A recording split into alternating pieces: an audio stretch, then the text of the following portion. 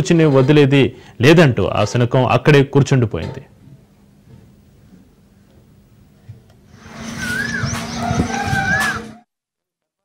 సర్పంచ్ కుర్చీలో శునకం కూర్చున్న సంఘటన నిర్మల్ జిల్లాలో వెలుగులోకి వచ్చింది. కడెం మండలం ధర్మజీపేట గ్రామ పంచాయతీ కార్యాలయానికి గత ప్రభుత్వ హయాంలో నూతన బిల్డింగ్ మంజూరు కావడంతో పాత కార్యాలయాన్ని కూల్చివేసి కొత్త భవనాన్ని నిర్మించేందుకు సిద్ధమయ్యారు.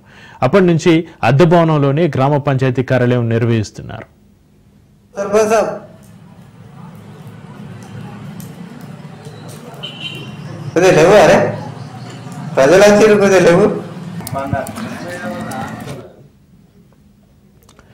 ఇక ఉదయం పని మీద పంచాయతీ కార్యాలయానికి వచ్చిన స్థానికులకు షాకింగ్ సీన్ కనిపించింది. సర్పంచ్ చైర్లో ఓ శునకం పడుకుని ఉండడం చూసి అంతా షాక్ అయ్యారు. ఆ కుక్కను కుర్చీ నుంచి దించేందుకు ఎంత ప్రయత్నించినా కూడా ఆ శునకం ససమీరా అంటూ కుర్చీలో నుంచి దిగలేదు. ఓ వ్యక్తి ఆ దృశ్యాన్ని వీడియో రికార్డ్ చేసి సోషల్ మీడియాలో పెట్టడంతో అది కాస్త వైరల్గా మారింది.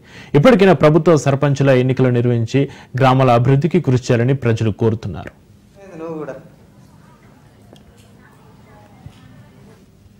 సర్పంచులు లేక కుర్చీలలో కుక్కలు కూర్చుండడం జరుగుతుంది.